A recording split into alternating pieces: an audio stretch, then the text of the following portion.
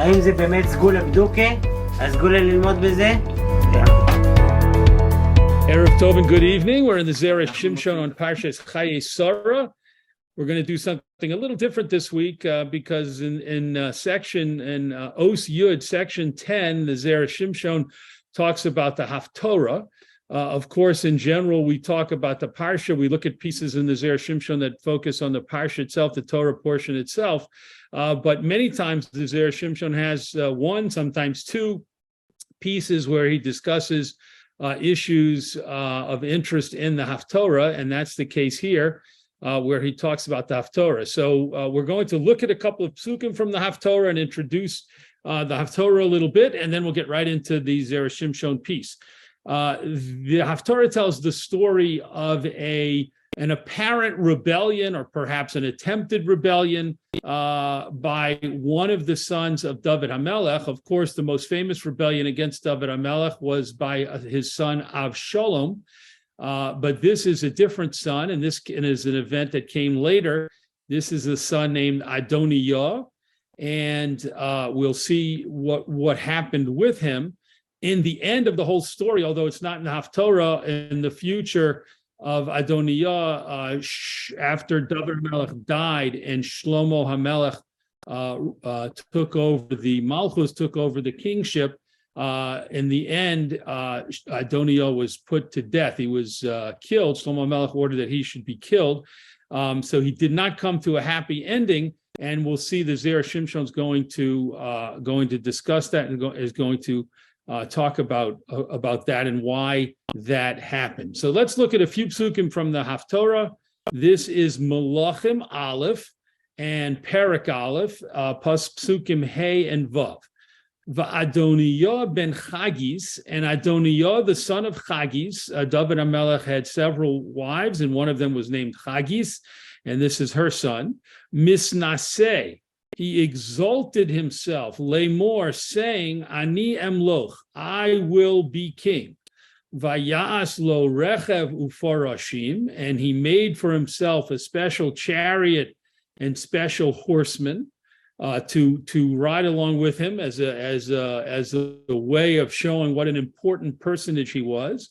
V'chamishim ish rotzim lefanav, and he had 50 men running in front of him. 50 soldiers, 50 servants running in front of him, his chariot and his horsemen. Velo atzavo aviv miyamav lemor, and his father had never rebuked him. Literally, atzavo means saddened him, but in the context is mean his father had never rebuked him. Lemor, to say, Madua kocha asiso, why are you doing this? V'gam hu tov toar me'od, and he was also very good looking. He was a very handsome individual. V'oso yolda acharei Avshalom, and he was born right after Avshalom. And the significance of his handsomeness and his appearance, and also the fact that he was born right after Avshalom, is that this made him the oldest remaining son of David HaMelech. His birth after Avshalom, the sons who were older than Adonijah had died already in different circumstances. And the fact that he was extraordinarily handsome and good looking and appealing to people in terms of his appearance made him feel, I have the looks, and I have the birth, I have the status of the eldest surviving son, and my father seems to support me and agree everything I do is good. David HaMelech never rebuked him or told him he was doing anything wrong or even questioned his actions. So the pasuk is telling us, the Navi is telling us, that Adonijah had reasons to believe, or he looked for reasons to believe that he should reign after David HaMelech, or perhaps even during the reign of David HaMelech, as we'll see that becomes an issue. In the Haftorah, Haftorah begins by telling us that David HaMelech had reached a very old age and did not have much more time to live, and so Adonijah timed his action to coincide with the apparent soon-to-be demise of David HaMelech. So let's take a look in the Zera Shimshon Os Yud. Va'adoniya ben Chagis misnasei lemor ani emloch. This is the pasuk we just read. And Adoniya, the son of Chagis, exalted himself, saying, "I will be king." Kosher. This is a question, and the Zera Shimshon is going to have several questions. First question: V'chi lo haya yodea Adoniyahu she'adayin David kaya. And was Adoniyahu not aware of the fact that his father David was still alive? Right? Ve'ein malchus nogas b'chaverta. And didn't he also know the rule that no one can be king, no one can be appointed king or become king in any circumstances when the previous monarch is still alive? This, as you see in the parentheses, this is based on a statement of Chazal in Masechta Brachos, where Chazal say the reign of one monarch can never overlap at all, even a hair's breadth. According to the statement of Chazal, cannot overlap with the previous monarch's reign. So the Zera Shimshon starts with a very basic question: why is Adoniyahu going around and saying, "I'm king" or "I'm about to be king," when David HaMelech was still alive? David HaMelech was clearly still functioning as the king, as the monarch, as the melech. And so what was Adoniyahu thinking? Ve'od, in another question, question 2. Mahu lemor. What does it mean saying? And here the intent of the Zera Shimshon's question is, if Adoniyahu intended to become king right away, then the words lemor, saying, doesn't really seem to fit. Instead, the pasuk should have said that Adoniyahu exalted himself to rule, to take on the kingship, to become the king. If that's what he was planning to do. And if his intention was not to appoint himself king or to announce that he was the king, but rather to try and convince other people, to kind of start a movement and convince other people to say that he should take over now and that he should be king, or even that he should be the next king, then the pasuk should have said that Adoniyahu said to people that they should appoint him king. But what the Zera Shimshon is asking is, what does it mean that he exalted himself, saying ani emloch, or to say ani emloch? Is he trying to get other people to say he's the king? That doesn't fit in the pasuk easily. Is he trying to actually be king now and announce that he's the king? That doesn't fit so well. So this word lemor, to say or saying, is problematic. Ve'od, and another question. V'lo atzavo aviv. His father had never rebuked him, the pasuk said. V'halo, Zera Shimshon says, as his third question, isn't it true, based on the pasuk in Mishlei, chosech shivto sone v'no, a father who spares the rod, a father who doesn't use a method of rebuking his son, even to the point sometimes of using a rod to spank him, to show him, no, these actions are inappropriate. Sone beno, the pasuk in Mishlei says that must mean he hates his son, because if he loved his son, he would dedicate himself to teaching his son right from wrong. So the pasuk in Mishlei says that, but David didn't seem to follow that rule. V'amrinon b'medrash Mishlei, and we say in the medrash on Mishlei, Chazal say, V'chi yesh adam sone b'no. Is there actually a person who hates his son if his son hasn't done anything wrong? That's the understanding of the question in context there. Is there a person who hates his son if the son hasn't done anything to deserve negative feelings on behalf of his parents? Ella mitoch she'ein mochicho, but rather what the pasuk is saying is that a father who doesn't rebuke his son and train his son al haTorah, on the laws of the Torah, ve'hachachma, and the rules of intellect, v'derech eretz, and proper respect and proper living. If a father doesn't teach his son these things and instruct him and give him constructive criticism in these areas, osid lisna oso, then in the future, he's destined to hate that son, because the pasuk is saying, obviously, if the father doesn't teach him these things, then he's not going to know how to act and how to conduct himself in these important areas of Torah and Chochmah and Derech Eretz. And then ultimately the father will end up hating his own son, God forbid, because the son is leading a terrible lifestyle and not carrying on the values of his parents. And how is it possible that David never criticized his son and never said to his son and rebuked him and instructed him that some things he was doing well, but some things he had needed to improve? How is it possible that David didn't follow the teaching in Mishlei to teach his son and instruct him appropriately? Next question. Uma inyan ve'oso yolda. And what is the meaning of that Adoniyahu was given birth to, was born right after Rav Shalom, v'chule, v'gam hu tov toar, and also that he was very good looking, v'chule, etc. Why did the pasuk tell us these things? Continuing to the top of the next column. V'nireh lomar, and it appears to say, so here the Zera Shimshon is going to give a novel approach to understanding the whole episode. It appears to say, she'Adoniyahu lo molach mamish. Adoniyahu did not actually begin to act like the king. Ela haya mispaer lemor, but rather he was bragging or exalting himself to say, Ani ro'oi limloch, I am fit, I am appropriate to rule achar misas David, after the death of David. So he wasn't actually rebelling at this moment and saying, I'm the true king, serve me, but rather he was trying to show and to demonstrate that it would be the right choice. He was the man with the right stuff to become king after David died.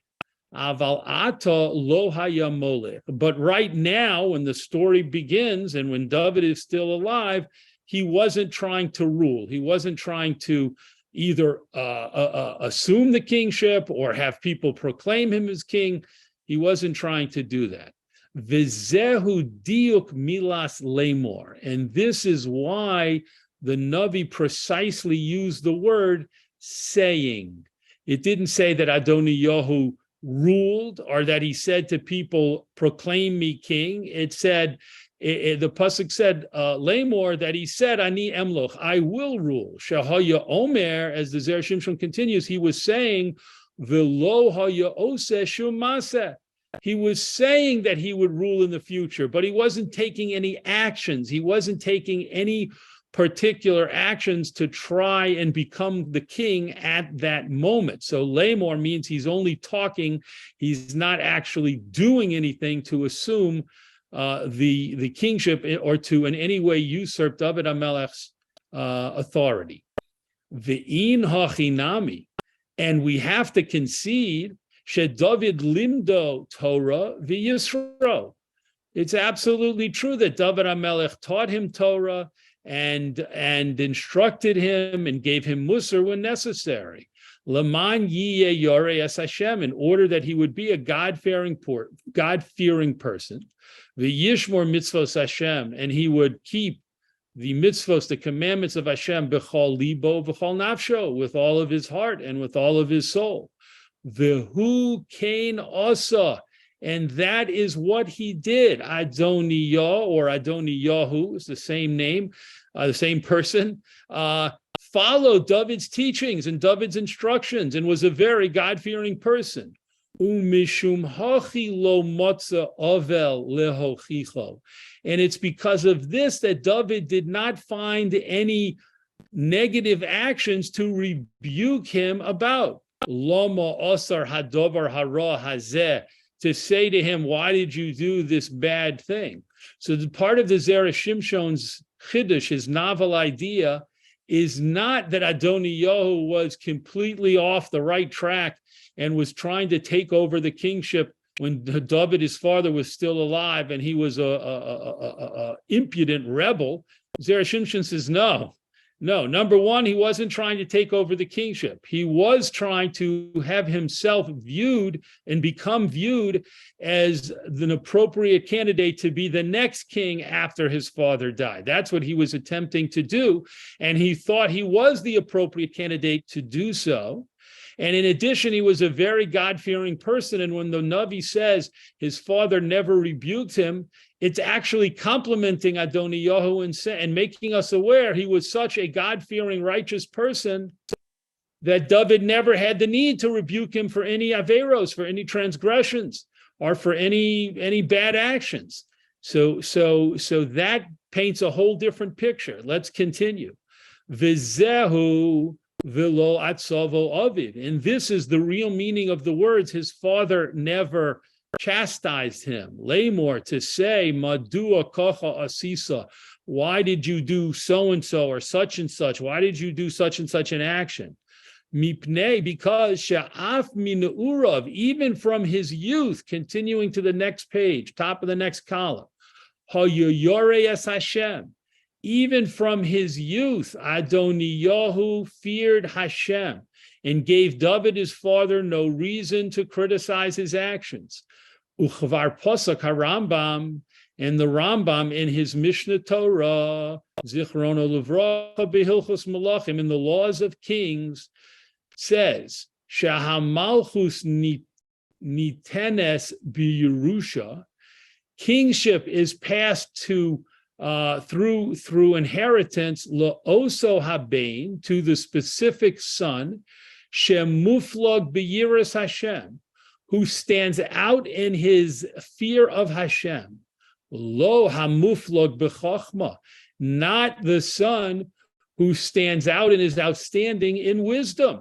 So the Rambam teaches us that when a king dies, or when a king is thinking about who a worthy successor should be among his sons, what he should think about is how to pass on his kingdom to the son who is the most outstanding in Yiras Hashem, not necessarily a son who is outstanding in wisdom. V'lochein amar hakasuv, and that's why the pasuk also says, "V'gam hu tov toar me'od."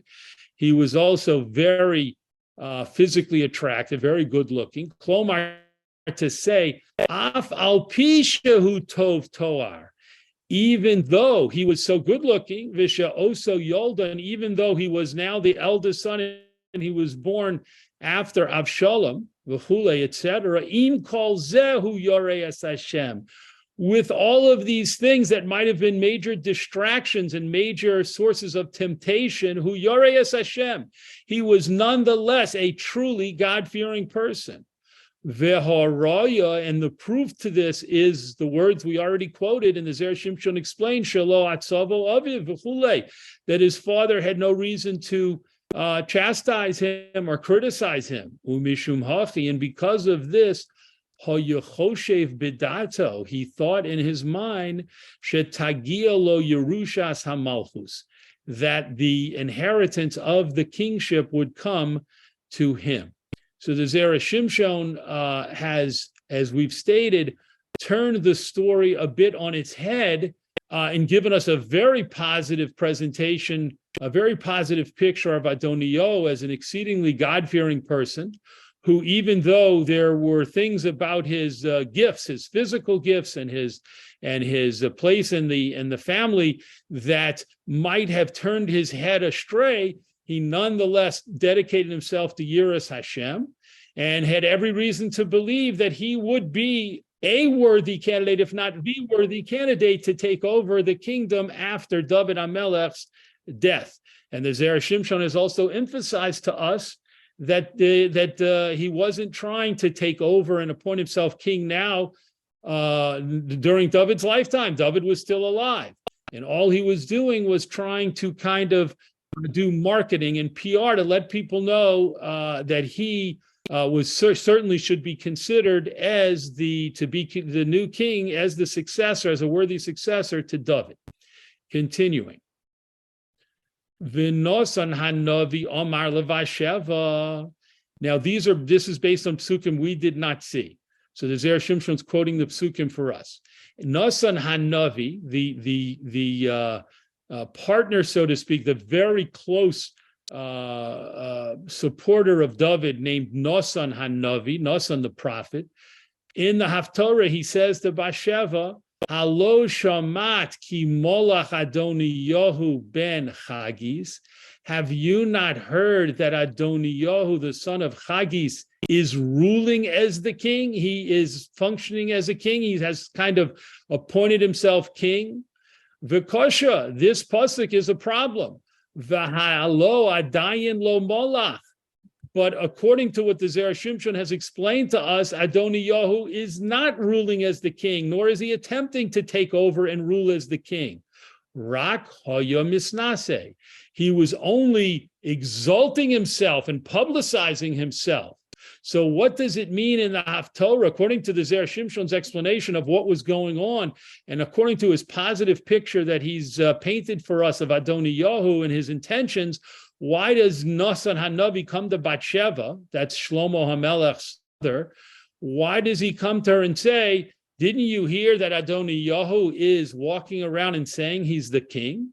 Ve'od, and furthermore, Kishebo Eitzel David Amar Lo, when Nosan Hanavi himself came to talk to David about this matter, he said to him, Vayizbach, that Adoniyahu was sacrificing animals and having a big party, a big celebration.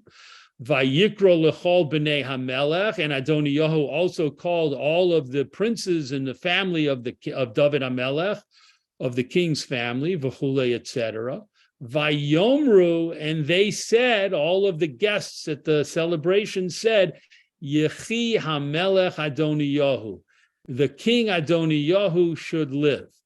So Nosan doubled down here in saying that, and claiming and alleging that Adoniyahu was already claiming the kingship. He told it to Bathsheba, and he also told it to David HaMelech. V'lo matzanu sheyom ruzeh. But we find no evidence that people said that, or that Adoniyahu told people to say that. That's not something that we see in the psukim. So basically, the question that's presented by this paragraph is, from the Zera Shimshon, if the idea that he's developed, the Zera Shimshon has developed, is correct and accurate, that Adoniyahu did not intend nor try to become king, why is Nosan Hanavi, why did he, so to speak, not get that memo? And why do we see him telling Bathsheba and telling David HaMelech himself that Adoniyahu has appointed himself the new king and is being acclaimed as the new king, even though David HaMelech is still alive? Next paragraph. V'yesh lomar shesamach atzmo al hai de amrinon b'Yerushalmi.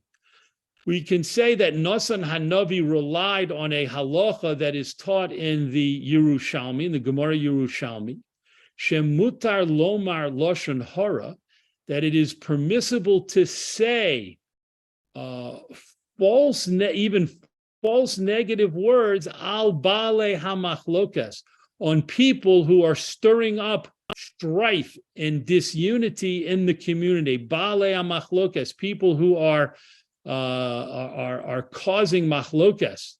You can say lashon hara about them to bring them down, to denigrate them, to lessen their influence.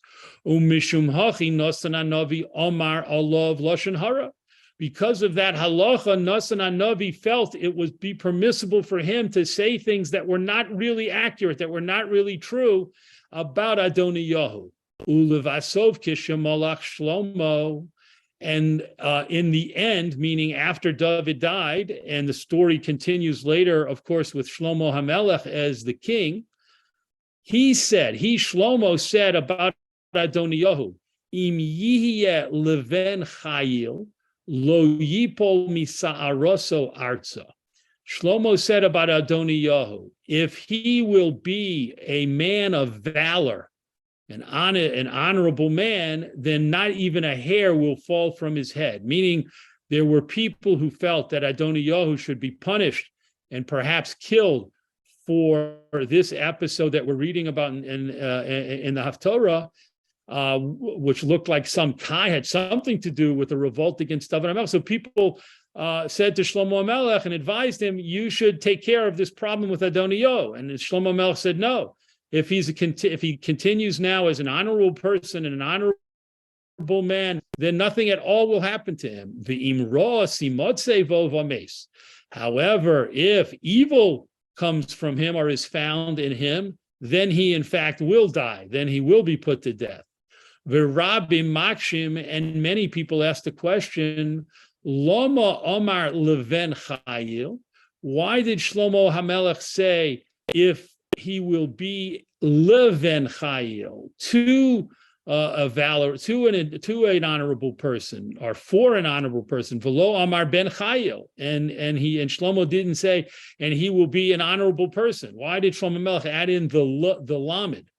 The ode, and furthermore, Mahu Imroa Simotze. What exactly did Shlomo mean when he said, if evil will be found in him? So the Zera Shimshon wants to explain what Shlomo HaMelech meant and intended later on after he became king upon the death of David HaMelech. V'yesh lomar, and we can say, Shekoch Omar Shlomo. This is what Shlomo HaMelech was saying. Ato Amarta, you, Adoniyahu, said, Shelo hoyusa kavanoscha, that it was never your intention, lachalok al hamalchus, to cause an argument about the kingdom or to cause a division in the kingdom. Shlomo says to Adoniyahu, you claim that you never wanted to try and become king or get people to acclaim you as king or proclaim you as king during the during the reign of David HaMelech. That's what you claim.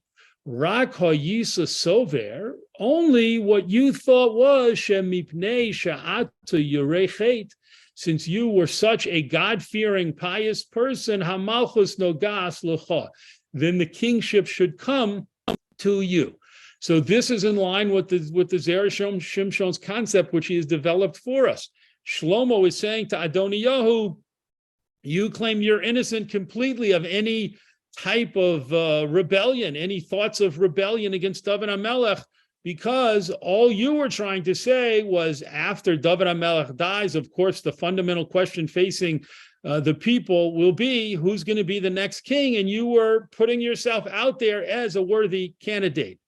Lochein, therefore, im tihiyeh kol yomecha leven chayil, if you will be all of your days, meaning all of your future days now, leven chayil, to be a honorable person, Yirei Hashem, and a God-fearing person, b'chol levavcha, with all of your heart, le'oso ben chayil, like the honorable person, shechashavta be'atzmecha, that you thought yourself to be, lios kedai lirash hamalucha, to be fitting to inherit the kingship. So the Zera Shimshon here is explaining the lamed, meaning Shlomo HaMelech in the words Leven Chayil. Shlomo HaMelech wasn't just saying, if in the future you should be an honorable person.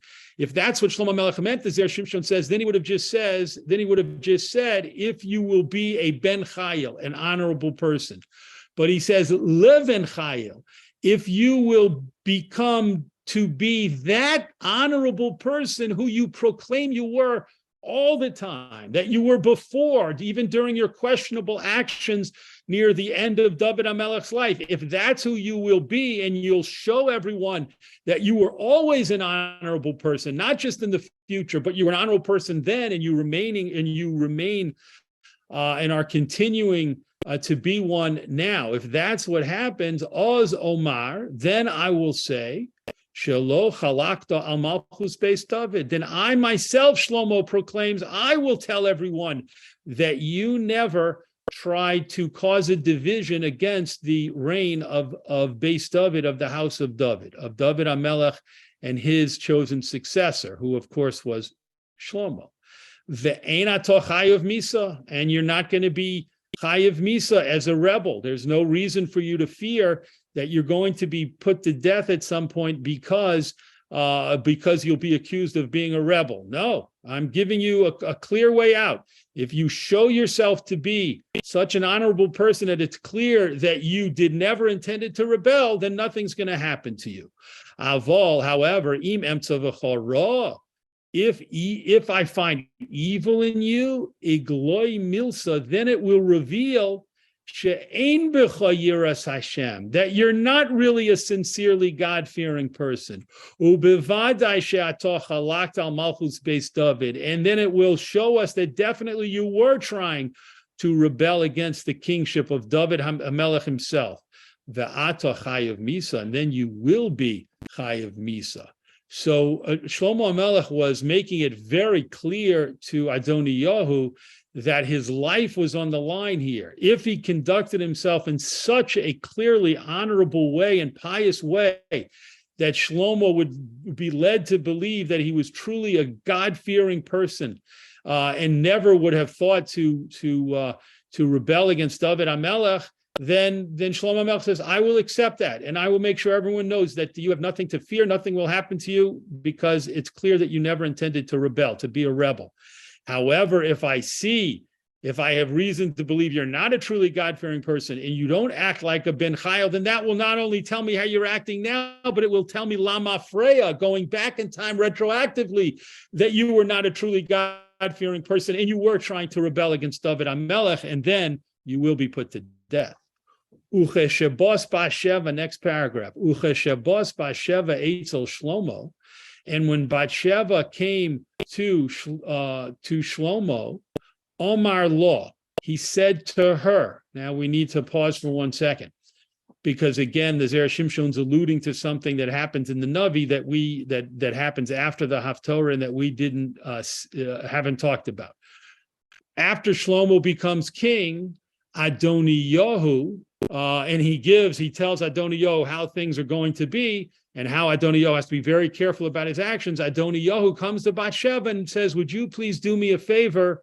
Would you see if you can talk to your son Shlomo the king and ask him if I could be permitted to marry a lady named Avishag Hashunamis. Now, Avishag Hashunamis was not just any person. She is mentioned in our Haftorah, and she was the person who was found to come and serve David HaMelech towards the end of his life, and became either a mishares, a servant to David, a special servant to David at the end of his life, to take care of him, a nurse, and to take care of him and to care for him at the end of his life. And Adoniyahu asked, can you help me in my quest to marry her? I'd like to marry her. He probably said how much he loves her and why it would be a good fitting shidduch.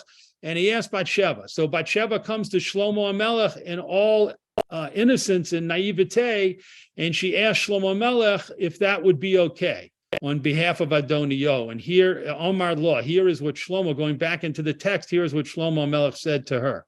Ko ya'aseh li Elokim, so should Hashem do to me, v'cho Yosef, and so he should do even more to me.